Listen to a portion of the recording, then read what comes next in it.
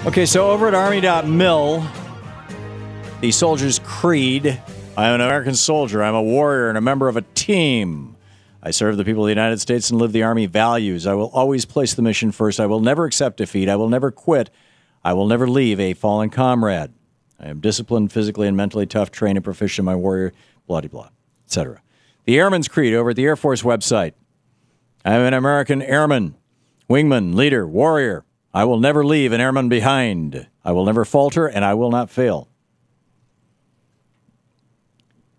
But apparently, and I'm just baffled by this, apparently some people on the right think that leaving a soldier behind is just a fine thing, and that, in fact, we should have left Bo Bergdahl behind because his dad grew a long beard or because he walked away from his unit, or there's some question about whether maybe, in fact, probably, he was dissatisfied with the military. He was going AWOL the way that George W. Bush did. Actually, George W. Bush didn't leave a note. He just left his unit in Texas and went away for almost a year and spent it in Alabama drinking. But, you know, they're saying that we shouldn't have traded 5 bad guys for this, even though the Prime Minister of Israel just traded 1,000 worse guys for one Israeli soldier. Nobody said a peep about that on the right. I have a theory about this. I think, first they were hyperventilating about the IRS, and then it turns out that the IRS was actually looking into more liberal groups than they were conservative groups. That blew up in their face. Then they tried to make Benghazi into a scandal, and that has blown up in their face. There's a non-scandal scandal there. In fact, Media Matters has even written a book about it, documenting it in excruciating detail. So that wasn't going so well. Then they thought they would get all hysterical about the VA, and they started hyperventilating about the problems that the Veterans Administration is having. And then the media started reporting that, well, in fact, 7 pieces of legislation were proposed to fix the VA during the last 6 years of the Obama administration, and Republicans have blocked every single one of them. In fact, they blocked another one just this week.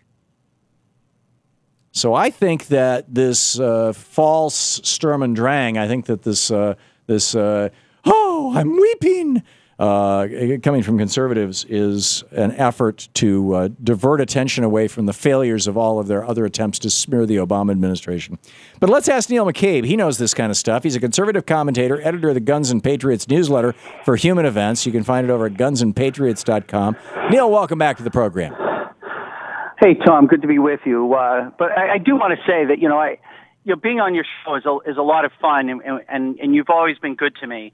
But when you read the Soldier's Creed, that means a lot to a lot of people. And I just, if you're going to read it, don't read it as a joke or make it part of a routine. It was not a joke, and it was not part of a routine. My point was, we don't leave soldiers behind. We have not left soldiers behind since the George Washington administration.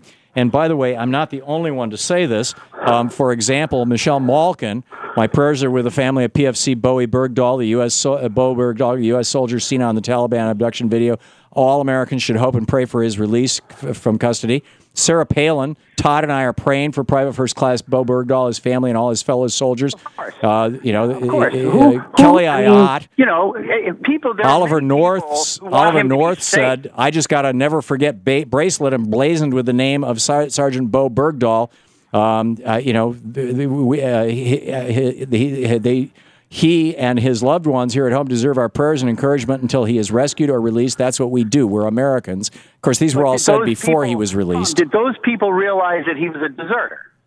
The news when he until a week ago. That news that he might have been a deserter. That news was issued pretty much immediately after he apparently deserted. I remember those news stories.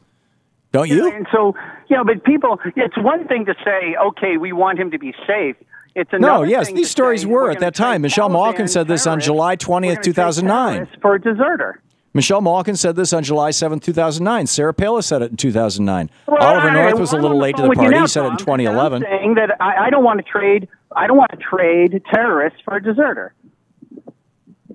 Well, it doesn't really matter what anyone else. This guy has not been adjudicated a deserter. He is still an American soldier. In fact, he was promoted twice by the Army while he was a POW. Well, you know, and I know that that's an automatic promotion because he was not if he was being prosecuted.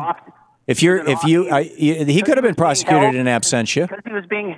Go ahead. I'm sorry. He could have been prosecuted in absentia. There would have been no automatic. He would have been dishonorably discharged. There would be no promotions. He's gotten 2 promotions. But what happened, Neil, to the you're innocent until proven guilty? I don't have a problem with waiting for him to return before we adjudicate his status. And yes, he was. I don't even have a problem with him being promoted until his status has been adjudicated. I mean, but don't present the promotion as some evidence as his innocence. Because you know and I know, like there's we are all innocent until proven guilty. This is America. Promoted. Neil, you're talking like you're some sort of, like you're Khrushchev. This is America. You are innocent until proven guilty. And by the way, since the George Washington administration, A, we do not leave soldiers behind, and B, as wars wind down, we trade for our soldiers. Richard Nixon traded POWs to get John McCain back, for God's sake. Do we have a truce with the Taliban that I missed? We did not have a truce with the Vietnamese when Richard Nixon traded POWs to get John McCain back. And so you're saying this is we did not have a truce with Iran when Ronald Reagan traded 1,500 missiles with them in exchange for 3 U.S. They weren't even POWs; they were hostages in Lebanon. That debacle almost cost him his White House. So I think what people are concerned about is what almost cost him his White House was the fact that he took the money. We start hearing his colleagues. His colleagues weren't stepping up before. At least, there was always talk about what really happened. Now his colleagues are stepping up to say this guy deserted his post. Guys were killed trying to find him. So prosecute him, A, and B, the military has come out and said there is no evidence of anybody being killed trying to find him. That has been debunked. That's debunked? That's been debunked. Well, a lot of people are saying it, Tom. In fact, I know a lot of people are saying it. They're all over every right-wing site in America, but nobody is saying it on any credible news source. It's not like they made it up. Yes, they did. They made it up? Yes. You're thinking, see, that's crazy. Those guys deserve the benefit of the doubt, certainly as much as... those guys being these right-wing politicians, most of whom are not even vets, who are saying these things over at Fox News, no, they don't deserve the benefit of the doubt. What about the privates and the specialists and the sergeants who served with this guy? What about the guys who actually went out on missions? They're not the ones who died. Who are now saying guys were killed on those missions? I have not heard that. Well, that's what they were saying. That's the last. If you're on a mission and you are also looking for Bo Bergdahl, that is not just looking for Bo Bergdahl. The missions that were just looking for Bo Bergdahl, nobody died. The military is unambiguous about this. There was a dual focus, Tom. There's continuously a dual focus. If you've got a POW, everybody in the military is told to constantly be looking for that POW. You can't say that of the thousands of people who died in Afghanistan in this totally unnecessary war that George W. Bush declared for purely political purposes, that they all died because they were looking for Bo Bergdahl. But they all were also looking for Bo Bergdahl. There's no doubt about that. I don't think that, Tom, honestly, I don't think that the search for Bergdahl made our forces more effective, made them more focused on securing Afghanistan. Certainly you would concede that it was a distraction, at least, that may have led to casualties because of a dual focus. It doesn't mean we leave soldiers behind. This is America. Well, what are you going to do with deserters? It doesn't mean we leave soldiers behind, even deserters. As the former head of the Navy said day before yesterday, if you are off my ship and in the water, whether you were pushed, whether you fell, or whether you jumped, we are going to stop the ship and turn around and come back and get you. We do not leave people behind. As the president said. Good luck if you fall off one of those ships. And Kirby's a good man, but I will tell you, as someone who spent 3 years at sea, good luck to you.